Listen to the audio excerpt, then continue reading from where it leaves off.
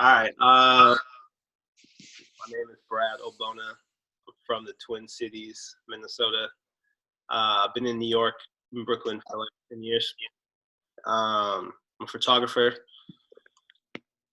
Uh, I do portraiture. I'm a photographer. I do portraiture, fashion, documentary, um, kind of whatever. I shoot everything. Yeah, I've been traveling around the world for the last couple of years on projects, and through that, I'm picking up more on wine and started an Instagram account. Not a song. Like close to wine, like a non-pretentious lens. Trying to just share stuff with people. What you want to hear? What you want to learn? So, okay. Um, for folks who are like new, like to wine, who just kind of like pick up whatever, like, oh, I'm gonna go to Bed of Wine and just get whatever. What are like some things you think are like important to like look at, think about when purchasing a wine? I think it's about kind of just experimenting first and trying to figure out what you like personally.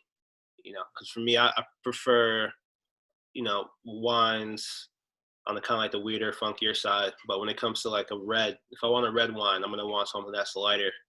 Like I want like something like as far as like a popular grape, I want like Pinot Noir down to like something like a Gamay, Trousseau. But that's like grapes that they don't often sell like a bed wine, but you can have a Pinot Noir. And so really just like figuring out if you want something heavy, if you want something medium, or you want something light, and then from there kind of expand and try to like figure out what the region, how that kind of differentiates from one to another. But yeah, really just experimenting. I know like when I first started drinking wine, it was Carlo Rossi.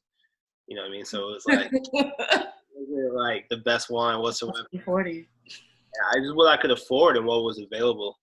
Being in Minnesota, Wisconsin, and then moving to New York with no money, I was just like, I wasn't trying to drink Henny all the time. So let me just get like Carlo Rossi. And then yeah, kind of just trying to expand like what's on that $10 table, what's on that $12 table, where's it from, and just taking notes, figuring out the things that I liked about this wine and like how can I expand on that. And so yeah, now it's like I have a good knowledge of different countries and how the wines differ, and how the grapes taste and like what pairs with what. But yeah, I feel like for somebody just getting into it, just experiment. Like it's fine to strike out. You might not like something the first time you try it, but you come back around. But at least you have an idea of it. You know what I mean? And so, like, what are some tips for pairing? Uh, Because as much as you're like whiny, you're also very foodie. Like, y'all, this man be cooking full ass grown people family meals every single day on Instagram. And I'm like, all I can muster right now is like avocado toast. I mean, I love avocado toast too. There's no shame in that. But you Uh, like add some extra shit and you be like, damn, like I gotta step my bread up now to be on bread level. yeah, no, really, it's just like, yeah, I feel like especially being in quarantine, you start thinking about things you prior to quarantine. I didn't get a lot of time to be in the kitchen as much as I'd like to, and really just like you know cook the meals that I would like to. So now I'm just thinking about like how can I recreate that restaurant feeling while being at home. And so I'll just think of like some of the better meals that I've had. How can I like recreate that in my own way?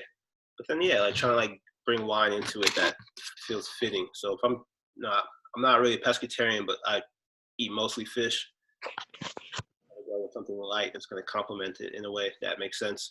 But started cooking a little bit of like red meat, and so with that, it's always good to have like a red wine, more body to it. And so, I mean, that's one way of doing it, but also just like research, Google, um, asking people like what even sometimes it's fun just to even look up like restaurants I like, see like what their menu is and what kind of wines they offer, and just kind of like off of that.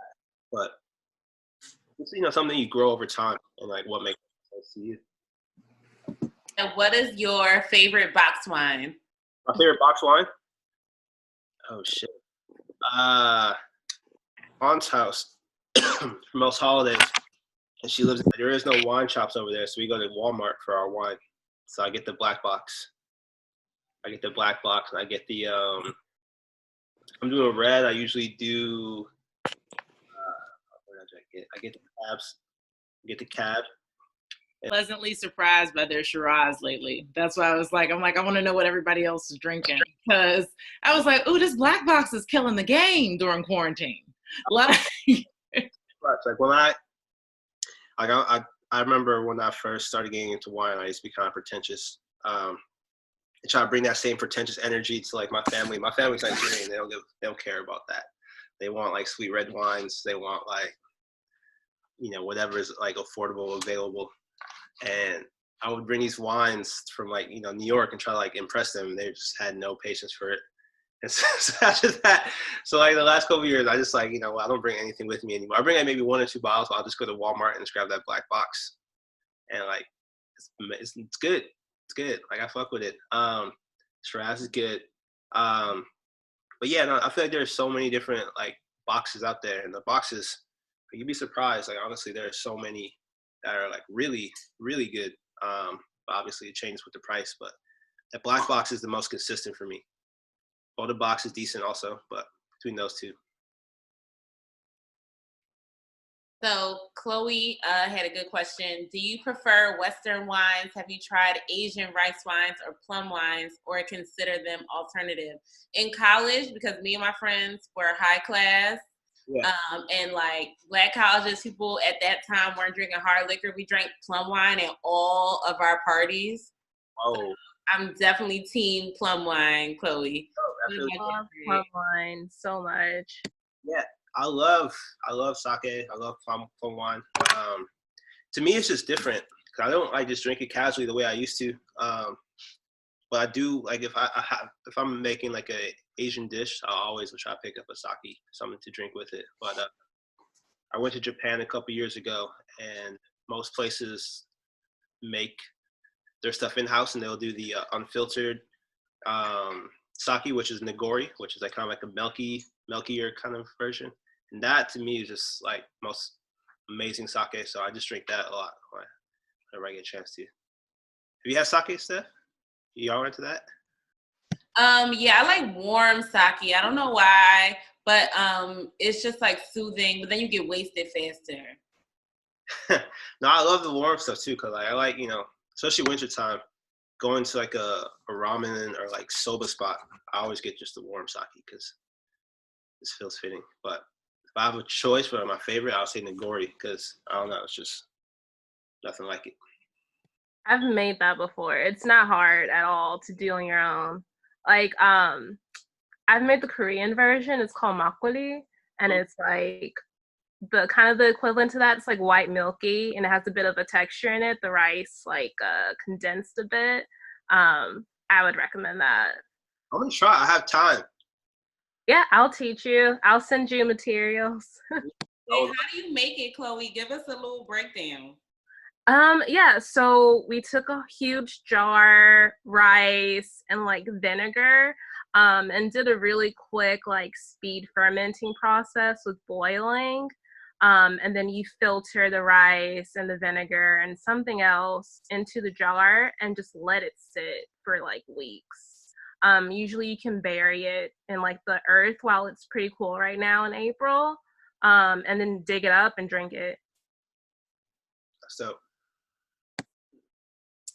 I'm gonna try that. I have my next quarantine thing to do on my to-do list. So what has everybody been drinking during quarantine? Water, so much water. I'm saying, water, but a lot of different wines. A lot of there's a spot in Bed-Stuy, Liquid Assets. So I've been going, and they have like pretty good prices on their wines. They have like good selection. So I just been ordering different stuff during the week. I cycle through wine, but a lot of like Gamay, a lot of like New World wines. Like this one I'm drinking tonight. This is from a Californian producer from like Mendocino County. This is a blend, but it's just a natural wine, around $20. And with natural wines, I feel like you just kind of you could pick up more on like the actual production of it, and like you could taste the grapes and like the different flavors rather than, I don't know, I'm just kind of like adverse to some like the more mass produced wine at this point. 'Cause I feel like when you drink this, it's like, it's like a storytelling element because you can kind of pick up on all the different notes more so than other stuff I've had in the past. But drinking it all. Anybody else want to share what they've been drinking before we pivot to movie talk? I'll share. Quarantine Pittsburgh, so we don't have anything but like what we can get from the grocery store. Pittsburgh? Yep, by way of the Pennsylvania Liquor Control Board. They just opened the shops back up. Yeah. So we've been like going in, getting like however much we can take out. Oh shit. I forgot that Pennsylvania is like that. Terry, were you about to say something? I had myself on mute. Tequila. I've been drinking that I had like good margarita materials, but I don't. So I just tequila with like ginger ale, honestly. But not every day. Because We not judging. Okay. Thank you. I appreciate it. And then box wine on so just like y'all said, the black box. Usually just like a red blend, black box wine. Oh wait, to the am I muted? I can't see myself. So we can hear you, Jay. Shout out to Jay from Hi everybody. Yeah. So to Jacqueline, is the liquor store not an essential business in Pennsylvania? Is that what you're saying? It's a state-run business, and so to protect the workers and so it's a couple of things. They were protecting the workers at first, and then they realized that the website couldn't handle the volume. Because what you had before was like everybody just goes to the liquor store typically, which is run by the state, and all those people are state employees. But what they realized, like you could order liquor and they'll get you whatever you want. That is the upside. Like if you go on the website, you can call, like they have a great staff. So they'll get you whatever you want from out of state, but because they're in control of it, it all has to still go through them. And so, they just started to expand to grocery stores for wine and beer. The beer distributors are open, and everybody was like, why are the beer distributors open and we can't go to the wine and spirit store? And I was like, well, because there are a lot of functioning alcoholics in our society, and if they couldn't get access to anything, they would overrun the hospitals, essentially. Oh, wow. That's my theory, at least. I think that's an appropriate theory. So that's the deal here. There are some grocery store chains that sell wine, and it's awesome, but even their stock, you could tell how it was dwindling down, because it went from you went from being able to get all types of good wine to being able to get, let me not say good wine. You could go from getting all types of wine at higher price points to it coming down to people really being like, nah, F that. I'm gonna just get these liters. I'm gonna get these I'm gonna get these half gallons, and I'm gonna get these boxes. Mm-hmm. Also want to shout out Walt, Krista that came in the chat. Hey y'all. So let's see. Oh, Naila said before Ramadan, she bought her first port wine and the Kasram sorrel. Yeah, so our homegirl has this company called Kasram, and she has sorrel, and what else she got, Naila?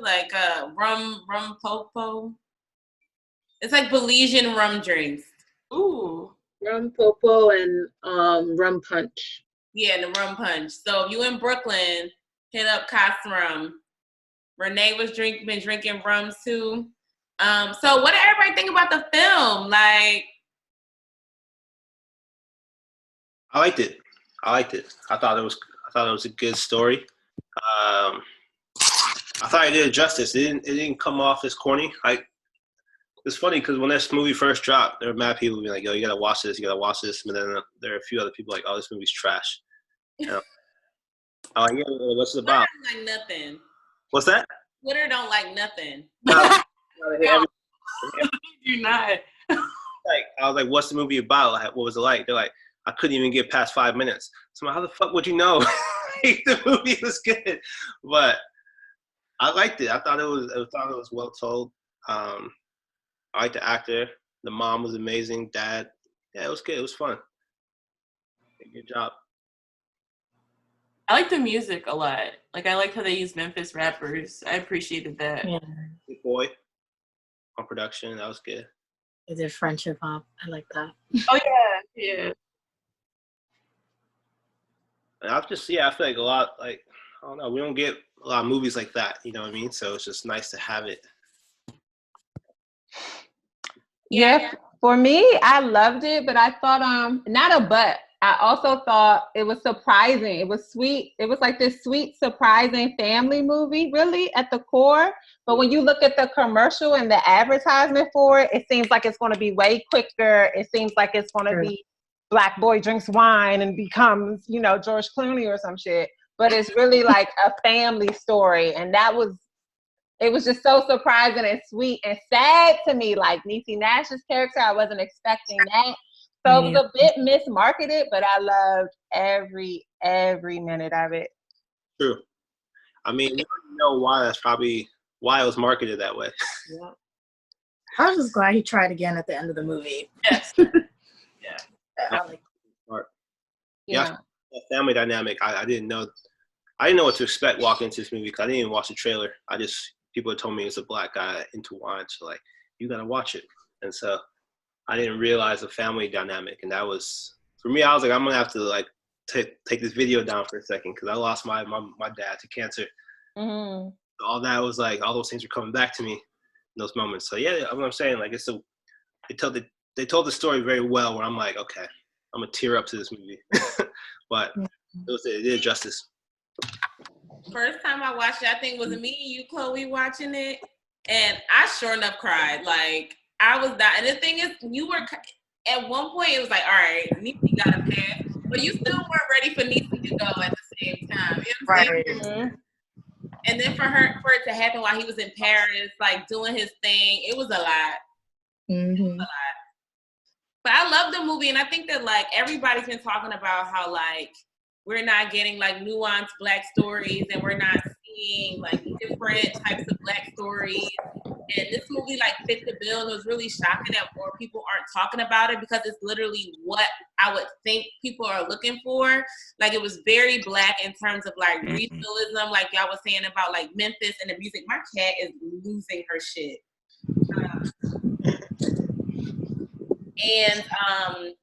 But it was also like really interesting because like Black folks ain't becoming sommeliers every day. Mm-hmm. You know what I'm saying? Like, a lot of people are like, what is that? What does that even mean? Like, what is that process? And so to see a film that's talking about a non-traditional career, but a very traditionally Black family, I think was super cool. And I love the layers of the film. I love the girlfriend and like how that whole thing kind of happens. I thought the girlfriend was just like an add-on. It was like, let's throw a female in there. I didn't think she was making any moves. Like she didn't have a personality. I kind of wish that there was a little more drag into that one scene where they were kind of going on each other, and he was like, "Why don't you become a nurse?" Mm-hmm. I definitely wish that would have been extended a little more, and we could have seen both of them kind of. I mean, it was his story and it was his family story, so yeah, they ain't had time for sus. I thought they were going to go into a little bit more because when he said that, I had to take a second because I've heard that argument come up so many times because a lot of my family members are nurses. Mm. Like when my aunts and uncles start fighting and they're like doctor, but you nurse. I'm like, oh shit, here we go. Was I the only one who was looking at them bones the whole movie like, ooh, I want one of them? Oh no! I just need you to slap some sauce on that. Just let me Oh, the slabs. like just let me highlight that though. Can I rap with this glass of cab? I feel like this will go together and pair nicely in this situation. It's like you could sell those scenes. I really like the dynamic between him and Courtney B. Vance. Like, I really thought that father-son dynamic, it was very engaging, you know? And I think to see also that triad of the parents each of them finding ways to nurture their child, right? And having a different way of doing it. And they're adult children. And like, I think we don't often get to see supportive relationships like that on TV, where it's like, no, like, I'm supporting you, but I'm gonna ride you. Right. But I got you, but I'm gonna ride the shit out of you. Like, word. That's funny you say that. Yeah. It's like, usually in our households, like, when you turn 18, it's like, yo, you get a job, you need to get out, you need to do something like that. And it's like, it's always very good to see when you have like Black mothers and fathers really being really supportive of their kids, especially in the later, stages of their life where like they don't seem like they got everything together. And like some people might, chalk that up to like, you need to be more hard on them, or you need to like, if something's wrong with them, they ain't got to figure it out. It's like, yo, like, not everybody's going to have it figured out by a certain age. They trying, you know what I mean? So I really appreciate that part. Yeah, I definitely love the support. I mean, the characters and Courtney B. Vance's character, like, reminded me of me and my old man and our relationship. He was just like that, Southern, stubborn. You gotta run the business. You gotta, you can't be a creative. You gotta just stay on the straight and narrow. And then I also like the fact that the family was so supportive in terms of what he wanted to do. Like, raising that money for him to go to Paris, and then the whole excitement, like, my baby's in Paris. You know what I'm saying? Like, just really, capturing that true Black culture, that excitement when we do things that are out the norm, really kind of mirrored my life in a lot of different ways. So I definitely enjoyed from that aspect. Yeah. I felt like I was seeing my experience and not what people are telling me is supposed to be my experience. Exactly. Like, I really saw my experience reflected. I've actually gone back and rewatched that movie. Like, I was like, I finished it and was like, oh, I'm watching this again. And I haven't felt that way about a lot of things. But it was light enough to handle that and to support it. I definitely think it has rewatch value. Oh, yeah, for sure. It's just crazy to me how, I'm sorry, I cut somebody off. Oh, go ahead. Okay, yeah. I just feel like it's just crazy to me how, like, when we go and watch film, we don't expect these types of stories to be, like, put out of us out there, you know what I mean? Like, too often we kind of, like, we get comfortable with that, the one story narrative.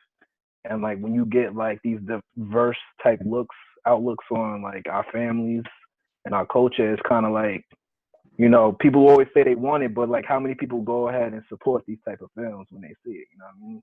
Yeah, that's the thing that kind of like, after now watching the movie in retrospect, I'm like, that's crazy that people already like tell me how corny it was without ever seeing more than 5 minutes of it. You know what I mean? But then it's just like, I don't know. It's just, it goes into marketing. It goes into how they push these movies. I feel like that movie could have been in theaters. Like, it not like the big numbers, but I'm like, that movie could have been in theaters. Why not? Like, these stories could definitely be told in theaters rather than like, I mean, I don't want to throw other movies under the bus, but like, Queen. Go ahead and do it. Oh, you said Queen of the Slim. Do it. Do it, fam. But it's crazy because I feel like I was talking to somebody recently that it's been so many Black films that have come out in theaters that like people have not loved across the board. Mm-hmm. For like Moonlight and maybe Beale Street. Yes. Yeah. Love Beale Street. Which films watch both together. Shout out to everybody that was at either one of those screenings. And I think this is like one of the films that could have been like another breakthrough that everybody would have liked. And I'm not saying that like everything has to be 100%, but it just seems like there's been so much dissension around like Black cinema and Black TV the last, I guess, maybe like 6-7 years. That I definitely wish it would have been in theaters, but also if it would have been in theaters, we wouldn't be able to watch it because Rona. So God knew best and threw it on Netflix. No, but I feel like in terms of what's the word? Prestige, being in a theater doesn't really mean anything. Like Netflix sends people to the Oscars, The Irishman, Marriage Story. They got movies with Adam Sandler, blah, blah, blah. Like Netflix originals be on and popping. So I think it doesn't diminish its value that is on Netflix. It's just about the money behind it to make sure that people see it. And I feel like, at least on my algorithm, and I be trying to trick Netflix to think I'm a white person who likes like sci-fi and shit. So it doesn't always give me baby mama drama. I be trying to trick it. But it still gave me, previews for Uncorked. Like, Yeah. so I don't know. I think it's still really. I think it hit the right outlet. I'm like, so I don't even know Prentice Penny, but I'm so proud of him. When he was drinking wine on Insecure last week, I was like, oh, you made the wine movie and you drinking wine. Like, that's so cute. He's so cute. Yeah, it definitely was a good connection, for sure. And I also think that people have been like super, I don't want to say like, I appreciate seeing people be critical, right? And like having an opinion about what's on the screen in front of us, right? Mm-hmm. At the same time, we should never be trying to like align with what other people are saying is great. Do you like it? Like shit. If you like it, watch it. I'm like, people are saying it's corny, but these are the same people who said I was corny my whole life. So who cares? Like, I could care less about your opinion. So I'm corny because I do bougie things. And I do bougie things not because I'm actually bougie, but because I just like doing stuff. It's fun. Tennis is fun. Wine is fun. Hip hop is also fun. Yeah. Mm-hmm.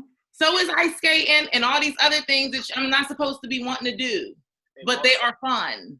It's that expectation for us. I'm sorry to cut you off. No, do your thing, because I'm on a rant. I'm about to join you though, because it's that expectation for us to really fit in this like the square of like what we expected to like as Black people. You know what I mean? So it's just like, I don't know. Like I tell people I watch The Office. You know what I mean? They be like, The Office is corny to me. I'm like, yo, The Office is hilarious to me. You know what I mean? And it's like, so often when you try to like find different things to get into, like from like just like me reading is something that I love to do, and I start talking to people about it.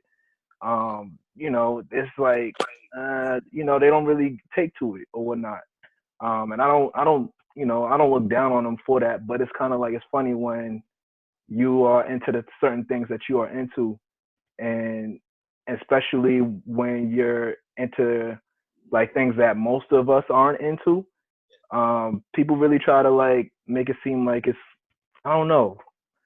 I was about to go on a rant too, but I think we've all probably experienced people trying to tear us down for being into different things. I get the sense that the people who are in a cinema club are the people who probably experience some level of being ostracized from whatever community you're a part of, whether that's on the basis of class, race, you name it, And so I think I love stories like this. Like, I love anything where it's like, I grew up, like a good coming of age drama. Right. That's what I was going to say. It was a good coming of age. And I'm like, is everybody saying it's corny because it's a Black one? Like, we're expecting it to be like a rapper or actor or something. I'm like, it's nice. Right. It's something to add to the catalog. So I don't know why people are like kind of trying to tear that down. And I think everybody. Go ahead, Steph.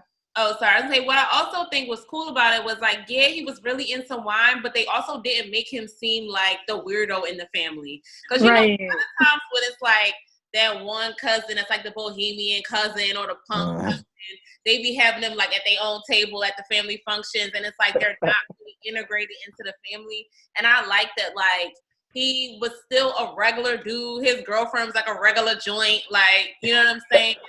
He was the cool cousin that let his cousin skip the line when he showed up with his girls, Like, he was still like family, regular family member. He wasn't ostracized. And I think that was important to see too, because like there's always this narrative like, oh, like Black people don't like me because I like anime. And it's like, no, people like you because you was annoying. It wasn't the anime. No, that's a fact. Yeah. Like, that's a fact. Also, like, a lot of people think that like folks that's from the hood like not into certain shit, like they be like, oh, I listen to Paramore, so nobody likes me. And I was like, I see that North Philly, and they will be playing fucking Gavin DeGraw Follow Through. Like in hood ass North Philly, like so. I think that really was cool to me to show that like we're multi-layered and that like we're not just like one dimension, and we can be like regular but also have other quote unquote interests. Right? Yeah, it was a really good like just character study. I've been watching so many character study movies where there's no particular like there's no violence against an identity, there's no people in struggle or whatever. It's just like regular people doing regular things, trying to make themselves happy or not. I've been loving that. So this is like such a good example of a quality character study with a fully Black cast. And to Naila's point, and trying to be sympathetic to Courtney B. Vance's character, I know like in the comments I was like, he a hater, but like what do you think was like the undercurrent to like why he was so resistant to his son like not necessarily going into the business? Because it was like probably that do as I say kind of thing, not as I do. Like, I don't want you to have a choice either. Sometimes they want that to go into the next generation. Yeah. So, yeah, that was something he couldn't wrap around. Yeah. Honestly, I feel like part of it is just like maybe he had tried to do something and like he didn't want that his son to experience that he did. So I know like my dad, he had some dreams and things that he wanted to do, and so it didn't work out the way he wanted, and so he went into this very like safe, conservative, academic, spot in life. And when he saw me like kind of inching towards becoming a creative, he was like, nah, stop it right now. Just that's the safe path. And for a lot of Black people that like the safe. Yeah. That's why we got Joe Biden. Brad shaking the table, y'all. Yo, that's a legacy too. Like where that's a big part like it was like my father. I did this because this was my father's joint, and you're my son, and I want to pass this on to you. This can be your joint. I don't think he was. I mean, you saw him try to marry the two, right? And I think that was what was so beautiful. He realized like I'm not gonna get you. Because he could tell it was about, like, he got to raise his son that way. Like, he got to spend time with his son by them being at the business together. And if he went to go do something else, he was going to lose that. And as much as I think he wanted his son to grow up and go on and do whatever it was that he was doing, I think he had always seen himself I think he always saw himself as, this is a chance for my son to be at my side for my life, And so I think that was part of it too. And I think it was a control that was rooted in like a desire for that relationship to continue. I also think it was basically a bit of the legacy point, but also I don't think he was convinced that his son was actually going to stick with this for the long haul. Like his son had a history of trying one thing, then when it got hard, he gave it up, and he had a habit of doing that. So I think it was a legacy portion, but also the lack of conviction that, his son tried out in other ventures. And I think something that really resonates, I know with my father was the same way. Like he would want me to stick with one aspect or one venture, one whatever, because he just didn't like. He always saw like dissension and folks venturing away from conviction as almost a crime, almost a sin, right? Like you said you said you were going to do this, now you're not doing it anymore. What's up with that? So I think it was an element of that also. Like, God forbid you change your mind. Yeah. Right. Pretty much. Our generation, our parents been at their job for 30, 40 years. Yeah. Ain't never worked nowhere else. Like, job after a year, 2 years. changing industries. Yeah.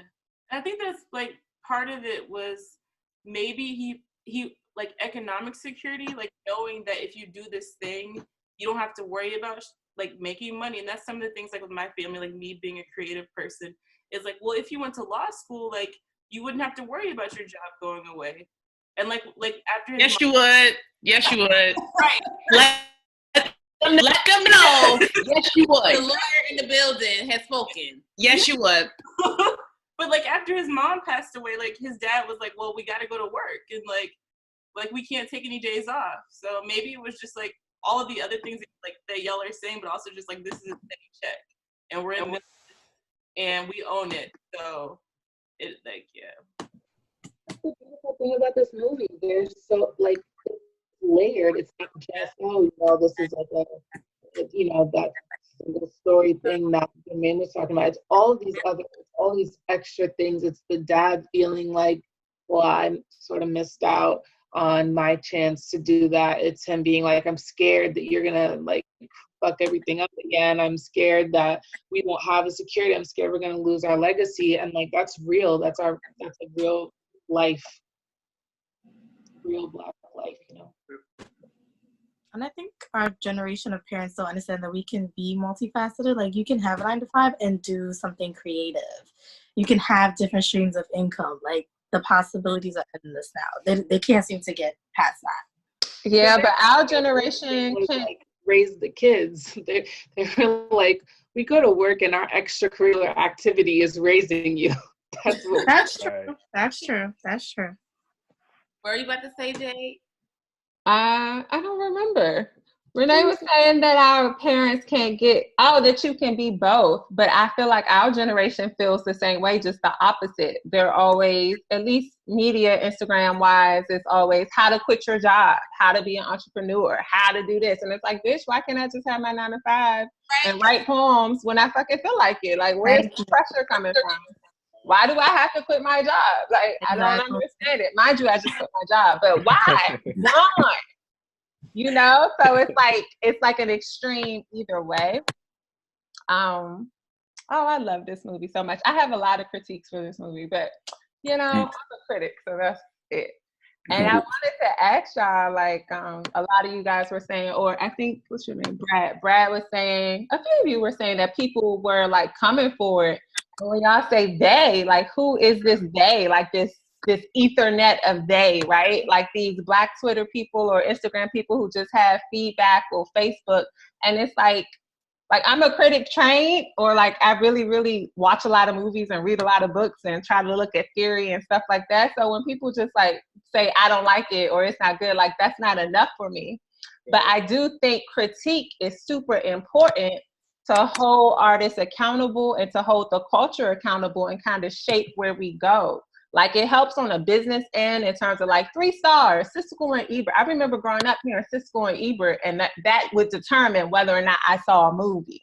And I think it's important, just like GLAAD, just like what the NAACP is supposed to do, to hold artists accountable. Like if we didn't have real critics, people would be out here making soul planes until the end of time. You know what I'm saying? If we didn't have real critics, artists wouldn't be challenged to rewrite, to get better, to really make it tighter. Like if I was reading Prentice Penny's script, I would have ended it when the father came with the wine bottle and been like, this is a father-son story. They made up, they're happy. I didn't need the commercial last 15 minutes of the boy doing the thing and going back. I just needed him and his father to get back together, like if it was really a character film.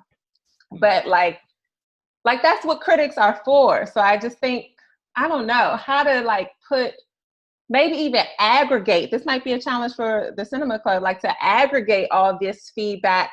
Oh my God, remember the source? I'm drinking a lot of wine. Remember the source or double XL, and it'd be like 3 stars or 10 dime pieces or some shit like that. Some sort of rating system. Yeah, 5 mics.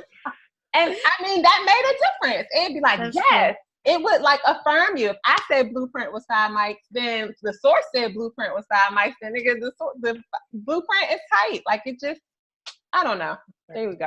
That's my rant. Journalism is now like, there's not like, we don't have trusted sources, because anybody can write anything and say anything, right? So like for people who are like on Twitter, everybody with a blue check is criminally insane. They make no sense. They have not opened a book in their life, but they all have jobs at the New Yorker and New York Mag and Complex and XYZ, right? So it's like, it's to your, like, we need critics, but that, I don't think people are being groomed to be critics. And I also think that people believe that like trashing everything makes y'all got nothing redeemable to say. You know what I'm saying? Like nothing. And like, I mean, everybody hated Black AF, whatever. But episode 5, I thought was I love Black as fuck. I loved it. But, you know, the critics people get satire. That's got nothing but like bad like reviews or whatever. But episode 5, I think, was so important because they were talking about like exactly what you said, Jade, that like Black creators need to be holding each other accountable for the shit that we're making. Cause like even Kenya said, he was like, "Yo, is my show whack? Like, is my show whack?" And nobody Blackish is whack. Black as fuck is great. He was like, "Is Blackish whack?" And nobody's saying that because we Black and we don't want to bash each other like in front of other people or in front of each other. Like at the end where Lena was like, "Yeah, I got you," but then you see a Black people, you like, "Damn, all right, I can't bash the brother in front of everybody." You know but it's not, that's why I'm saying critique is a craft in and of itself, because it's a way to question a thing that doesn't like tear it down. I'm trying to build you up. I want this to be added to the canon of the 100 top films. You feel me? Like, I want to put it in context. And I think, and I don't know how well y'all all know each other, hanging out in New York, kumbaya and eating popcorn, going to movies, but Stephanie is a critic as well, and like she used to do music reviews and stuff like that. Like, it's a way to really look at it and then look at it as it pertains to you as a person, look at it as it pertains to itself, and look at it as it pertains to the world. Like, man, it's real work. This company, not company, but it's called like Jack Jones Literary Arts something. They have a retreat just for Black critics or critics of color, actually. So Stephanie, you should apply, and I'm gonna apply too, and all of y'all apply. No, everybody should. There's great minds in this room right now. So nice to meet y'all. Nice to meet you, Jay. Mary Beth, welcome to the chat. Thank you. I'm just figuring out Zoom. Hey guys. Welcome. Thank you. Cheers. What are you drinking right now? I just popped a bottle of Gaspard. And where are you located? Where is it? Brooklyn, Bed-Stuy. Hey neighbor, we love all the Bed-Stuyans. Is that how you say it? In the chat. Too bad we can't do this in real life, but we'll wave from like one day at each other. Yes. Organize at Tip Top. We're gonna go to Tip Top and have Word. And so I think it might have been Jackie that was talking about the relationship between the father and son and like extending the legacy of the business. And like for all of us that are in Bed-Stuy or really any city, right, we can like think about the ways gentrification is like changing our cities. And a lot of the gentrification is happening because like, you know, the current generation is like, nah, I ain't trying to run the rib joint. Nah, I ain't trying to run the Ben's Chili Bowl. Nah, I ain't trying to run the shoe shop or whatever. And so like, what's the balance? If you are next in line to run a Black family business, but it's not of interest to you, where can you find yourself in the middle so that you're not aiding in gentrification? Because that's what I was like thinking about a lot about in the film, watching the film. Well, I like the idea where he was trying to upgrade. So I think trying to bring it maybe up to speed can maybe be a nice kind of twist to family business. Maybe partnering with someone else who also is Black and see where that goes. So maybe it's shared. I don't know. I'm thinking maybe just reimagining how the business will look. You know what I mean? Like sometimes when it comes to like the old way of doing things, if somebody had like, I don't know. I remember I was watching this one documentary. It's about a family that's in Kalamazoo, Michigan. and they have like a, oh, this is actually pertaining, it can kind of go with this movie. They have like a vineyard, or like a farm, a grape farm or what have you, and like one of the family members held on to it. They had it for like generations, and then once they got the farm up and running, they was able to branch off different businesses from it. And so like the generation afterwards, it was like the granddaughter had like a dance studio, and like a son had like a catering business, and they would always constantly do business with each other to kind of like support each other, and that like have that nucleus, but the nucleus came from their original business. So it's like maybe finding like what it is that your offspring or whoever's supposed to carry on the legacy with it, whatever their interest is, and then basically try to mold or like transition that so it can fit your interests. You don't have to feel like you're throwing away your creative, you know what I'm saying, process, or who you want to be as you come of age, but also you're kind of carrying on whatever you're carrying on basically the legacy. You're standing on the shoulders of your parents before you, and you know what I'm saying, and trying to build towards a better future. Is there such a Cane River connect? Oh, sorry, who's about to speak? Cane River. Another film we watched, the film club. I love that film, but like the film I saw 3 times in a week. So it's like, this is like such a Cane River connection. Like if y'all have not seen it, is BAM still showing it online? Are they still? I don't know. I'll look. Matter of fact, I'll look right now while you're talking. I'm gonna look. See that. But they have like this like undercurrent of that narrative that the Metoyers used to be these like really big landowners, these really big Black landowners, and slowly members of the family kept selling pieces, and they were losing it after having thousands of acres of this land owned by Black Creoles, but Black people in general. And I don't know, like doesn't Richard Romaine have a like monologue about selling off the farmland? Yeah. Mm-hmm. Yeah. They were saying like we was losing like 1,000 something a minute or something, like 1,000 acres of land a minute during that time. Yeah. And it like this conversation made me think of that.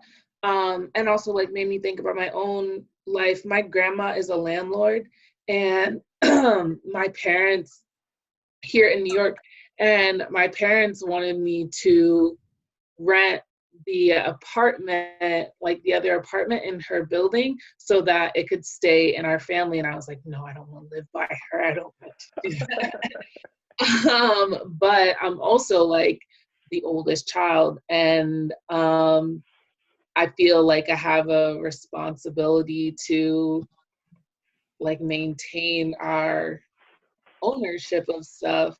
And so I don't know, like if I don't know if our generation is more concerned with our personal desires than we are with the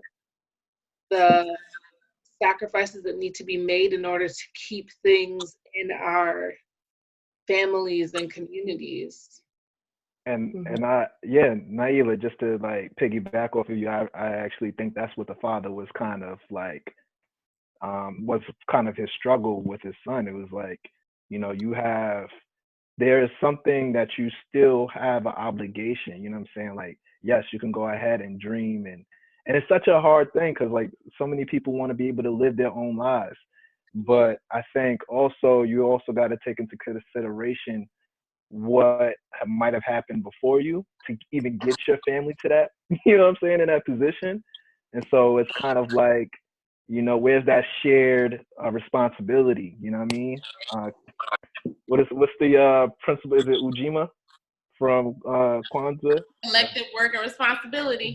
Word, like where's that? We have to have some sort of responsibility for each other. You know what I mean? Because like if we don't look out for each other, then obviously there's going to be the deterioration of our communities. Mm-hmm. And to answer your question, Naila, I don't think they're offering it anymore, but I can like dig around because I know BAM was at one point offering like pay-per-view, and Cane River was one of the pay-per-view films. And so also to give some more context about Cane River, it went missing for like 40 years. And the filmmaker died like right after they finished shooting it. And it's this really dope film. It's a love story, but it's also very much like a history, kind of like chronicling this Creole family in Louisiana and just talking about like land owning. Like there's like literal moments, like y'all know in Blackish where they'll stop and give like a Black history lesson.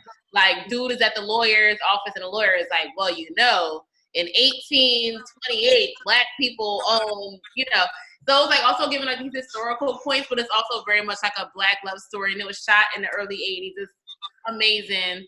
I know I definitely saw it twice. You saw it how many times, Naila? In a week. I've seen it 4 times.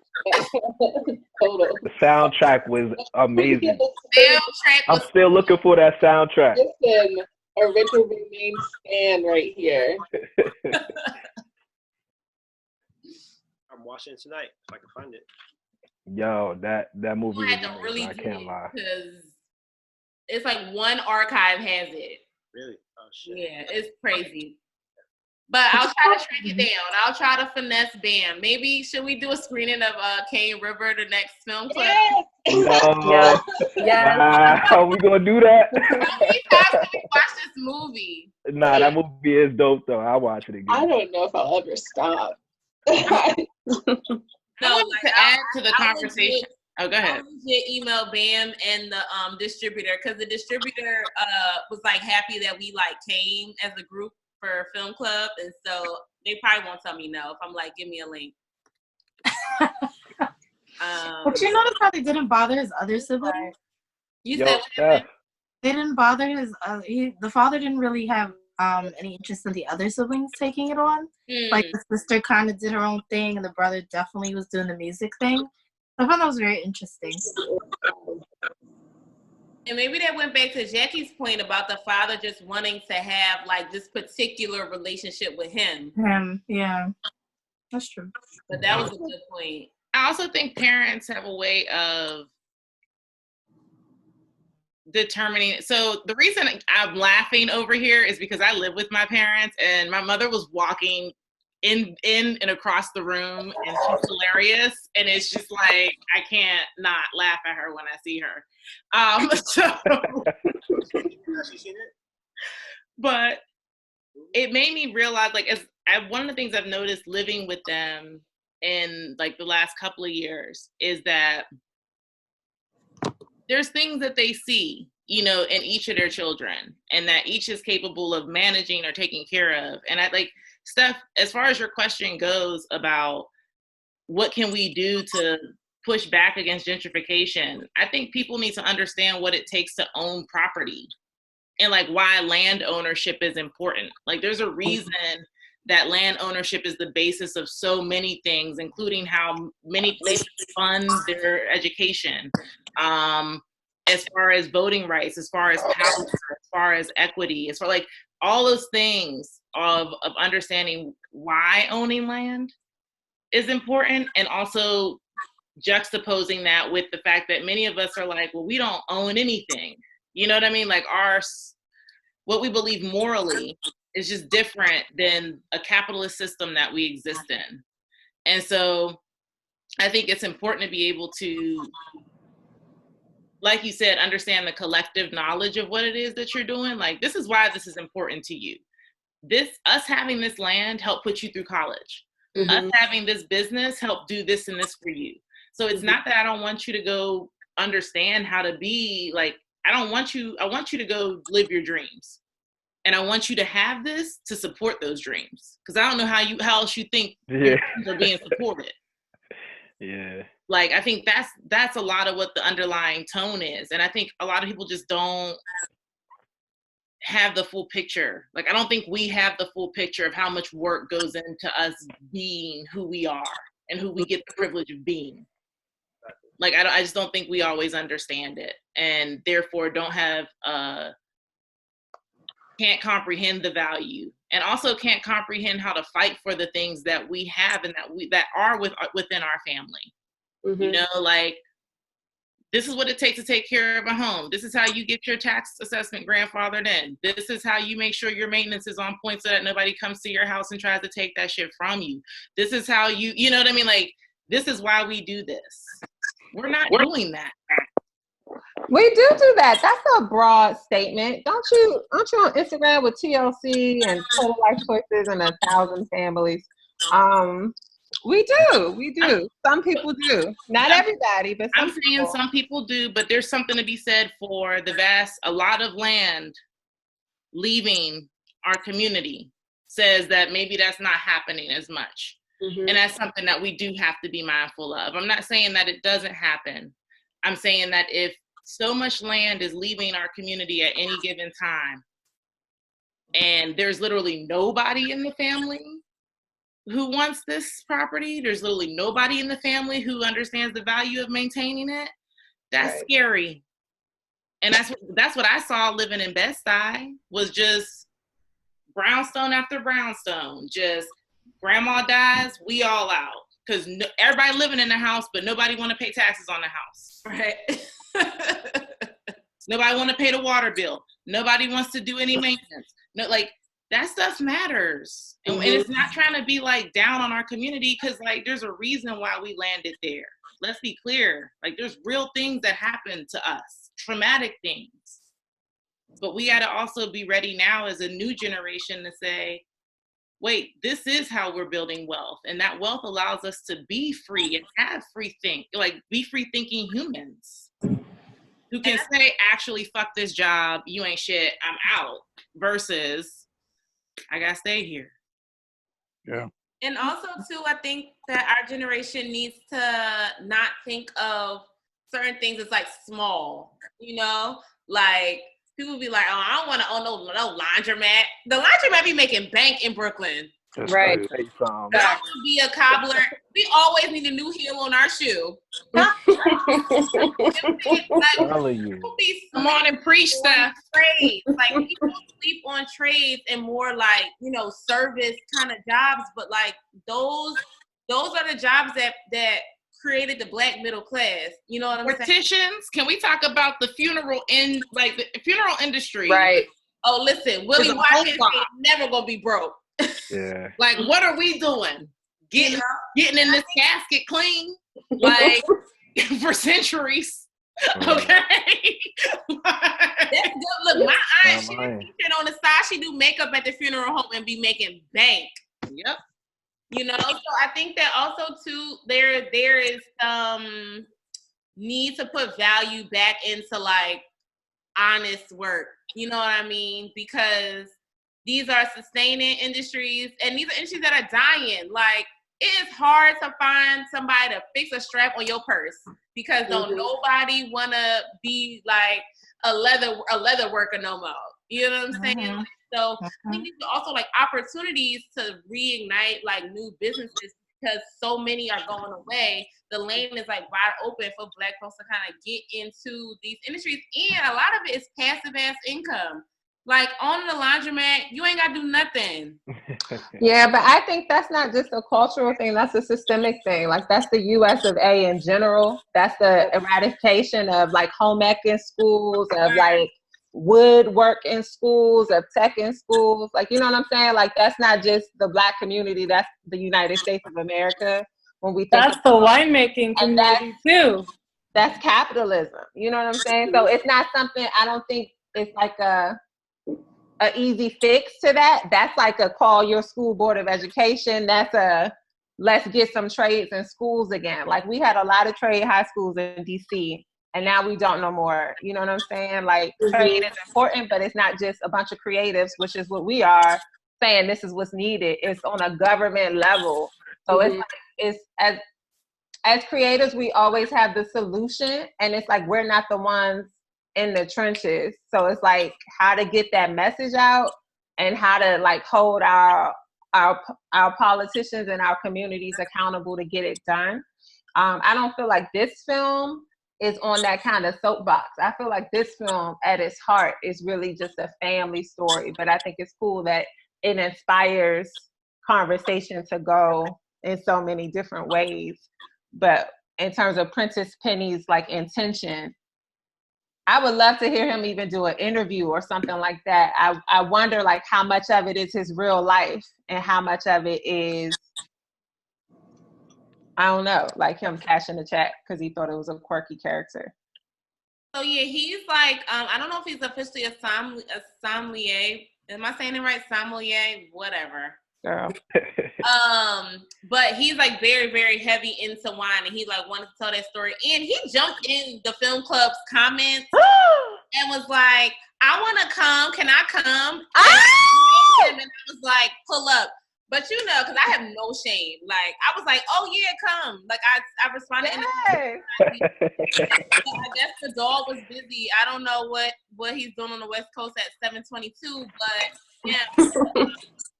He definitely jumped in the comments because I wanted to talk about that. Like, what made him want to tell this story?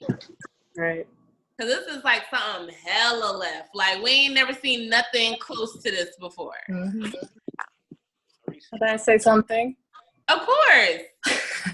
I love this conversation, and this specifically is speaking to like, because I'm coming from more of a wine background where the people who are making the wine, it's often farmers or people who, well, not often anymore, but it originally was more of a grassroots economy. And the fact that, you know, winemakers now depend on billionaires to give them a paycheck. Like, I think there's a parallel between the wine world and this particular story and everything that you've all been speaking to, and why it's a good window or gateway into understanding that system. Mm-hmm. No, wine is legit like the art world now. Like, it is serious. And I didn't know it was so crazy until I watched that documentary. I think it's called Sour Grapes. Y'all seen that documentary? Mm-mm. So it's basically this guy, he's a scammer. Scammers. It's so good. He's like a scammer, and it was like selling these wines for like $10,000, but it was like fucking $2 Chuck from Trader Joe's. Like, marketing tables, crazy, and like it was very much like the art world in terms of like selling these shit at Christie's, and like it was crazy. I had no idea that good for him. Was so intense. And like to your point, Una, like it's no longer like this grassroots farmers, you know, creating these grapes, or these aunties in Italy stomping on the grapes like Lucille Ball and them. Like it's definitely not that anymore. And at least down here in the like DMV area, a lot of the wineries that we have, they have to like diversify their income stream. So now they'll have like reggae wine festivals, jazz wine festivals. So now it's like everybody come and sit here and listen to music. And I'm sure that's just people trying to pivot to survive, but it's probably not how they started or what their intention was to be no concert venue when they opened their winery. Yeah, I mean, I do think I like the fact that this exposes to the career of being a sommelier. I mean, the only Black-owned brand that I know that's really making, I guess, strides in that world is the McBride sisters. Like, they own the winery and they own the production now in Cali, and that's a big thing. So I think being a sommelier, that test is hard. I think I saw a documentary years ago about it. So really just bringing that aspect to the forefront and introducing our culture to it, I thought was dope. But it would be dope if in the future, you know, we kind of could get into ownership of the wine industry at some point, you know, in some capacity. Well, if y'all go to Tap and Cork, that's a whole bunch of Black-owned wineries, wine labels. Like they're like Tap and Cork, Brooklyn Beer and Wine Festival. Yeah. Oh yeah, Tap and Cork. Yeah. So like there's definitely a culture around it, and I think it's really about understanding it. You know, it's putting yourself into it. Like I was super pleased to see OPP in the Pennsylvania like wine and spirit store. Like I was like, wait, other people's Pinot is here? This is amazing. It's a black owned label, you know, and so to see them on the shelves, and they're not on the shelves as like a special guest or like a what's it called? Like a chairman's choice or anything. Like they are stocked and people are buying them. So like there's a culture there. We have to just make sure we're putting ourselves out there too. Definitely. And a quick plug, somebody within my network, she owns a wine store on Buffalo and Atlantic, Happy Court. Oh, Happy Court, yeah. It's solid. It's definitely a solid store. They got black owned wine, liquor, the whole nine, rum. So it's definitely a lit spot. That's what's up. And if you're in the area, make sure you stop by Weeksville when it opens back up. Facts. Yeah, Weeksville. I don't know. This movie did the opposite effect. Like I appreciate everyone's wine things or wine recommendations, but this made me like not have any interest in buying expensive wines. I just kept thinking, how pretentious is this? Like, who had enough time? And me and my best friend have been going to liquor stores being like, this looks like a dark red. This looks like a yellow brown. This is a medium red. Like we've been cracking those jokes the past 3 weeks since the movie came out. But at the same time, it's like, who had absolutely nothing to do, the kind of time, the kind of wealth, the kind of leisure to say, I'm going to create a whole industry around the different colors of this wine. And then I think there's like cheesemongers. I'm going to create a whole industry around the different types of cheese. And now, so why it just turns me off, because it just feels like capitalism, which is not a dirty word, but a dirty word. And then I take it personally now because I'm one of those people, like I don't have no skills except reading books and writing poems. Like that's my skill set. So in the time of Rona and watching The Walking Dead, like if shit really went down, I would have no value to our society. Like I'm not a nurse. I don't know how to fix no car. I don't know how to grow no food. I don't even know how to do hair. You feel me? Like I just don't see, especially in this kind of like times where I kind of get anxious in terms of like, what if the grocery store shut down? Like I wouldn't be able to quote unquote survive. I would only know how to write poems. And then here's this movie that like exalts this guy who drinks wine. Like how helpful is that to my life? Or to life in general. And now you can make all this money off of not growing wine or making wine, but just being like, this looks like a dark red. Like, sit down. I don't know. I'm done with praising industries or little pockets where so-called it's untraditional for Black people. And it's just like, I don't know if it's untraditional for Black people or unnecessary to begin with.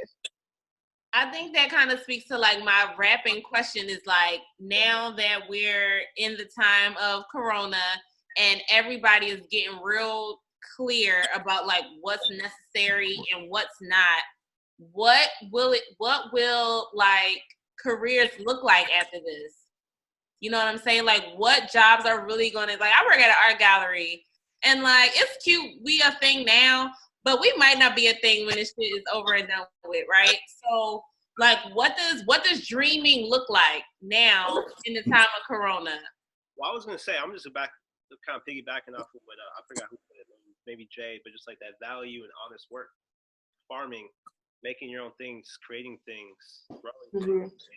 And back to that, I think that's a beautiful thing. Where I think people are talking about, they say in a crazy way, like, "Oh, industries are falling. I'm gonna become a farmer." I'm like, that's dope. Only learn how to grow our own vegetables.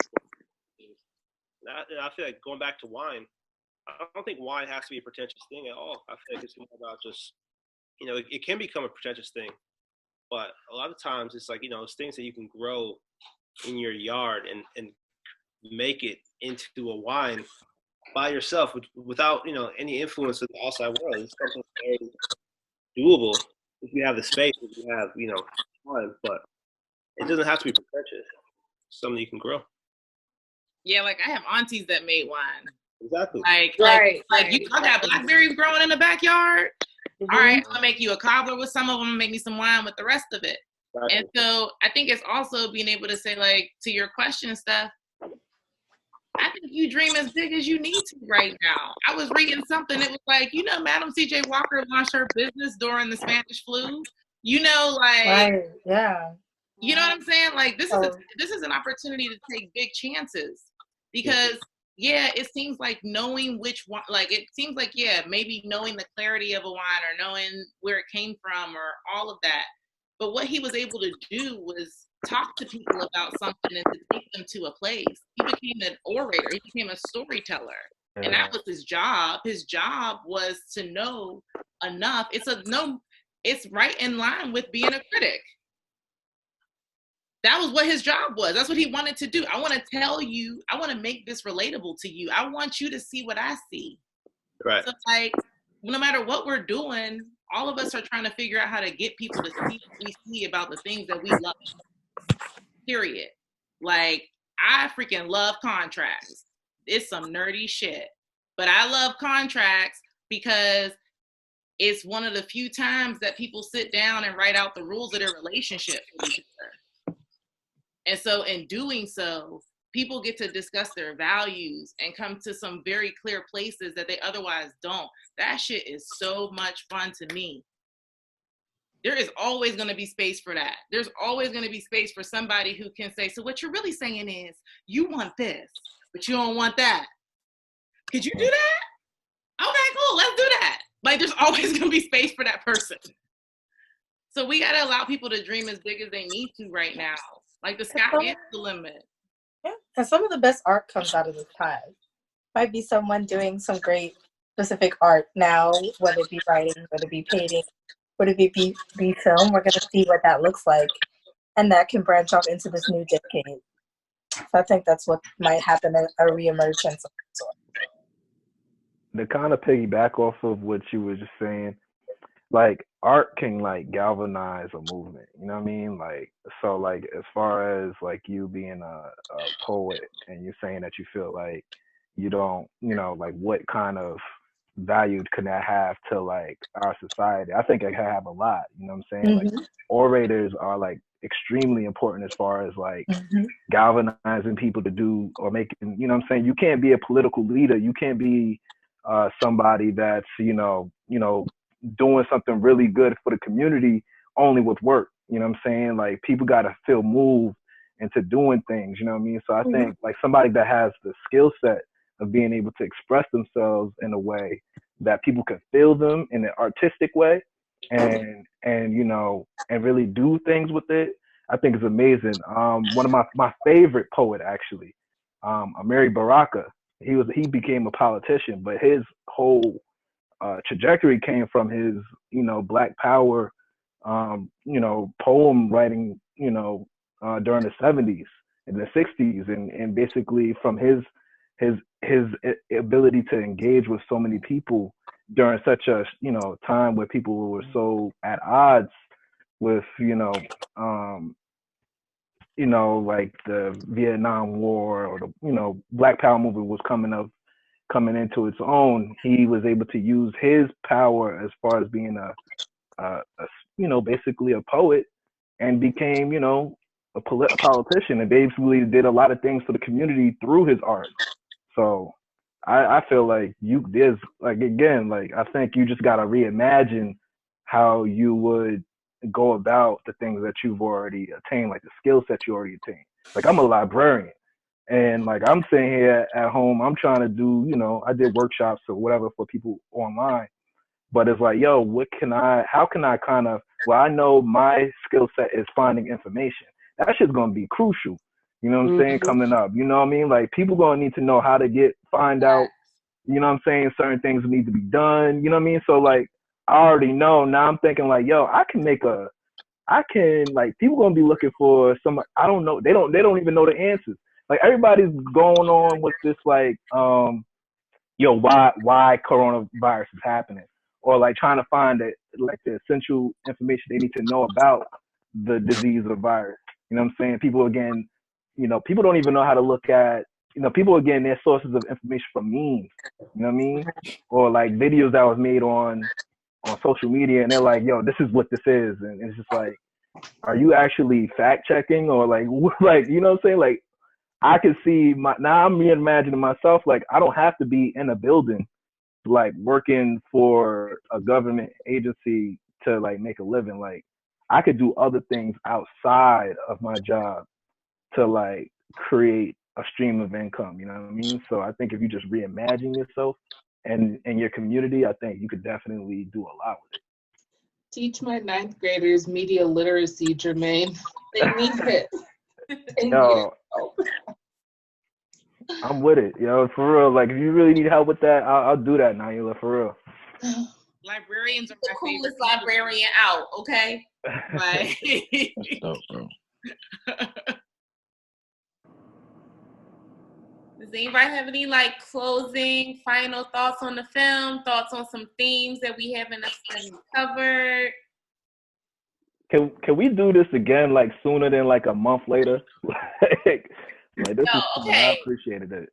Honestly, I didn't think it was gonna be this crazy, and I was like, child, we're gonna be back at BAM in April. We're gonna go see our shit, which I was like geeked for everybody to watch. Now I'm gonna have to try to finesse and get it to show via Zoom if my computer doesn't combust again. But I mean, I would be down to do like a bi-weekly film club. Like, why not? Like, we ain't doing shit else. We ain't doing nothing. Word, I'm with it.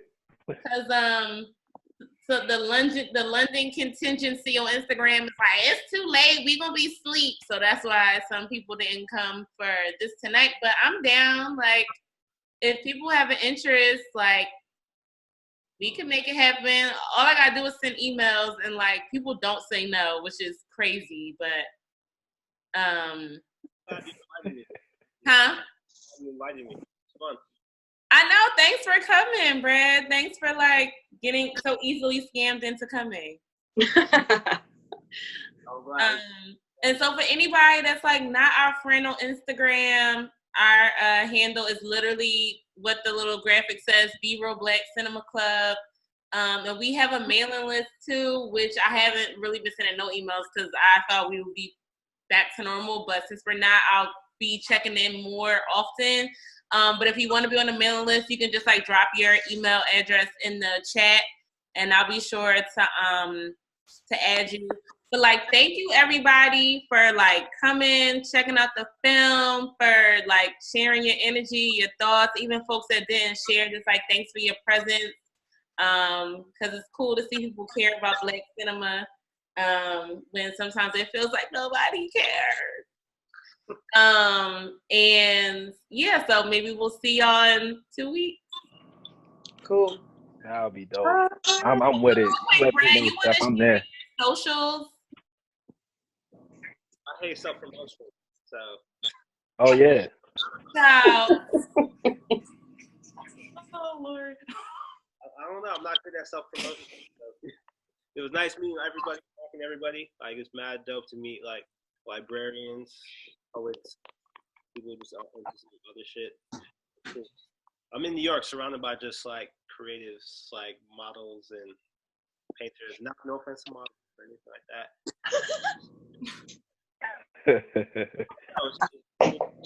More diversity and like just like voices, and getting off of Twitter, because obviously Twitter can just be a vacuum sometimes, and telling people that I'm gonna watch Uncorked, and people are immediately hating on things before they even get a chance to watch. It's nice to be able to dissect and really like talk about things. I'm glad I joined. Glad I came to this. So looking forward to the next movie. Yay! Good night, everybody. Thanks, Stephanie. I'm trying Bye.